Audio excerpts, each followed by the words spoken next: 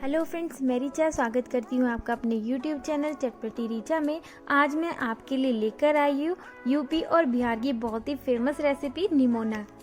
आज हम हरे चने का निमोना बनाने वाले हैं। कहीं कहीं हरे चने को छोलिया भी कहा जाता है। तो आज मैं इस रेसिपी में आपके साथ शेयर करूंगी मेरे घर में हरे चने का निमोना किस तरह से बनाया जाता है। फ्रेंड्स, ये बहुत ही ज़्यादा टेस्टी लगता है, तो प्लीज़ वीडियो को एंड तक ज़रूर देखें और आप भी ट्राई करें और अपने कमेंट्स मेरे साथ ज़रूर शेयर करें। तो चलिए शुरू करते हैं इसको बनाना। सबसे पहले मैंने यहाँ पर लिए हैं हरे चने। ये मैंने एक पैकेट चने यूज़ किए हैं, लगभग 200 से 250 ग्राम है। इनमें हम ऐड कर देंगे 1 कटोरी पानी। उसी के साथ ऐड कर देंगे यहाँ पर 4 से 5 लौंग और अब ऐड करेंगे आधा चम्मच नमक और उसी के साथ ऐड कर देंगे 1 चम्मच ऑयल। और अब कुकर में 2 सीटी आने तक हम चनों को पका लेंगे मीडियम फ्लेम पर। जब तक हमारे चने उबलते हैं तब तक चलिए आगे की तैयारियां कर लेते हैं। मैंने यहाँ पर 3 आलू लिए हैं जिनको मैंने अच्छे से छीलकर वॉश कर लिया है। अब हम इनको मोटा मोटा इस तरह से कट कर लेंगे। यहाँ मैंने सभी आलू को इस तरह से मोटा मोटा कट कर लिया है और इधर देखिए हमारे चने भी अच्छे से उबल चुके हैं। जब हम उंगलियों के बीच में इस तरह से प्रेस करेंगे तो ये अच्छे से मैश हो रहा है, मतलब हमारे चने अच्छे से उबल चुके हैं। अब इसमें से हम कुछ चनों को यहाँ पर निकाल लेंगे और जो बाकी के चने हमारे कुकर में बचे हैं उनको हम दरदरा सा पीस लेंगे। मैंने यहाँ चनों को दरदरा करने के लिए चॉपर को यूज़ किया है। आप चाहे तो मिक्सी में भी इनको थोड़ा सा दरदरा पीस सकते हैं। एकदम महीन हमें इसको नहीं रखना है, बस हल्का सा दरदरा ही रखना है इसको इस तरीके से। और अब हम लेंगे एक कढ़ाई और उसमें डालेंगे हम 2 बड़े चम्मच ऑयल। यहाँ मैं सरसों का तेल यूज़ करी है। ये सब्जी सरसों के तेल में बहुत ही ज़्यादा टेस्टी लगती है, तो आप भी इसको सरसों के तेल में ही बनाना। और जब तेल अच्छे से गर्म हो जाएगा तब हम इसमें अपने आलू को डालकर फ्राई कर लेंगे। मैं यहाँ आलू को शैलो फ्राई कर रही हूँ, आप चाहे तो इनको डीप फ्राई भी कर सकते हैं। और अब एक अच्छा सा गोल्डन कलर आने तक हम इनको पका लेंगे। ध्यान रहे हमें इनको 90% तक कुक करना है, 10% हम इनको बाद में कुक करेंगे।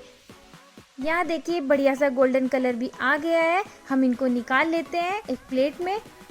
आलू फ्राई करने के लिए मैंने यहाँ पर गैस का फ्लेम मीडियम ही रखा हुआ था। मीडियम फ्लेम पर ही हमने इनको फ्राई कर लिया है।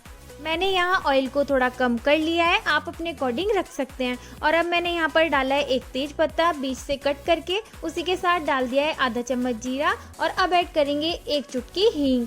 सभी को अच्छे से चटका लेंगे। जब जीरा अच्छे से चटक जाएगा तब हम ऐड करेंगे प्याज। यहाँ मैंने एक बड़े साइज का प्याज लिया था जिसको मैंने बारीक बारीक चॉप कर लिया था। अब इसको हम इसी तरह से चलाते हुए हल्का सा फ्राई कर लेंगे।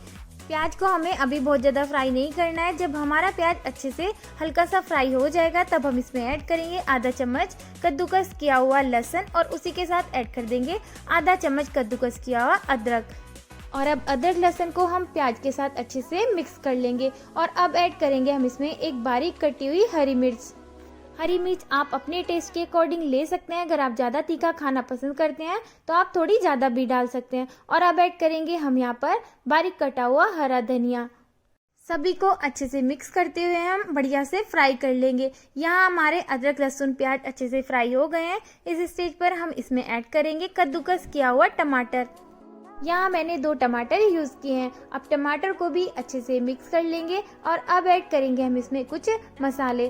फ्रेंड्स, यहाँ पर आपको गैस का फ्लेम मीडियम ही रखना है। और अब ऐड करेंगे हम स्वाद अनुसार नमक। उसी के साथ ऐड कर देंगे 1 चम्मच धनिया पाउडर और अब ऐड करेंगे आधा चम्मच गरम मसाला।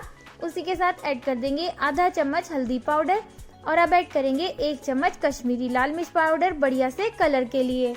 आप चाहे तो हल्दी पाउडर को स्किप भी कर सकते हैं। सभी मसालों को अच्छे से मिक्स कर लेंगे और अब ऐड करेंगे 1/4 कप गर्म पानी। गर्म पानी डालने से सारे मसाले अच्छे से फूल कर बहुत ही बढ़िया से पक जाएंगे। सभी को अच्छे से मिक्स करने के बाद अब हम इसको ढककर पकाएंगे 5 मिनट के लिए लो फ्लेम पर। यहाँ 5 मिनट हो चुके हैं और देखिए हमारे मसाले भी बहुत अच्छे से भुन चुके हैं। आप देख सकते हैं इनसे ऑयल अच्छे से रिलीज होने लगा है। फ्रेंड्स, मसालों को भूनना बहुत ज़्यादा ज़रूरी होता है अच्छे से। इससे सब्जी का टेस्ट और टेक्सचर दोनों ही बहुत ज़्यादा बढ़ जाते हैं। और अब हम ऐड करेंगे इसमें दरदरा पिसा हुआ चना। जो हमने चने को पीस कर रखा था दरदरा, वो हम यहाँ पर ऐड कर देंगे और बढ़िया से इनको भून लेंगे। जितना अच्छे से आप चने को भूनेंगे उतनी ही सब्जी टेस्टी बनेगी। ऐसा करने में थोड़ी मेहनत तो लगती है, पर जो सब्जी बनकर तैयार होती है इतनी टेस्टी लगती है कि इसके सामने सारी सब्जियां फेल हो जाती हैं। और अब ऐड करेंगे हम इसमें 1 बड़ा चम्मच कसूरी मेथी। इसको भी अच्छे से मिक्स कर लेंगे। करीब 5 से 7 मिनट मीडियम फ्लेम पर कंटिन्यूसली चलाते हुए मैंने इनको पका लिया है। बहुत ही अच्छे से हमारे चने पक चुके हैं। अब हम इसमें ऐड करेंगे आलू जो हमने फ्राई करके रखे थे, उसी के साथ ऐड कर देंगे जो हमने चने बचा कर रखे थे, वो भी हम यहाँ पर ऐड कर देंगे।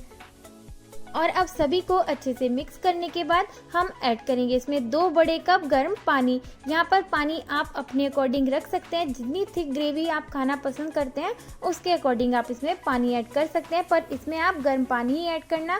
उसी के साथ ऐड कर देंगे बारीक कटा हुआ हरा धनिया। और अब हम 5 मिनट तक मीडियम फ्लेम पर इसको ढककर पकाएंगे। यहाँ 5 मिनट हो चुके हैं और देखिए हमारी सब्जी भी बढ़िया से पक चुकी है। फ्रेंड्स, जैसे कि आपको मैंने हरे चने के निमोने की सब्ज़ी बताई है, सेम ही प्रोसेस से आप हरे मटर की सब्ज़ी भी बना सकते हैं। वो निमोना भी बहुत ज़्यादा टेस्टी लगता है, पर हरे चने का निमोना और भी ज़्यादा टेस्टी लगता है। तो आप इस रेसिपी को ज़रूर ट्राई करें। और चलिए अब कर लेते हैं हम इसको सर्व। इसके साथ मैंने सर्व किए हैं चावल। आप इसको रोटी, पराठा या चावल किसी के साथ भी खा सकते हैं, पर ये चावल के साथ बहुत ही ज़्यादा टेस्टी लगता है। तो फ्रेंड्स, आपको मेरी ये रेसिपी कैसी लगी मुझे ज़रूर बताना। अगर आपको मेरी ये वीडियो पसंद आई है तो प्लीज़ लाइक, शेयर और subscribe my channel. Thanks for watching my video. Have a good day. Enjoy कीजिए इसको अपनी फैमिली के साथ। Bye bye.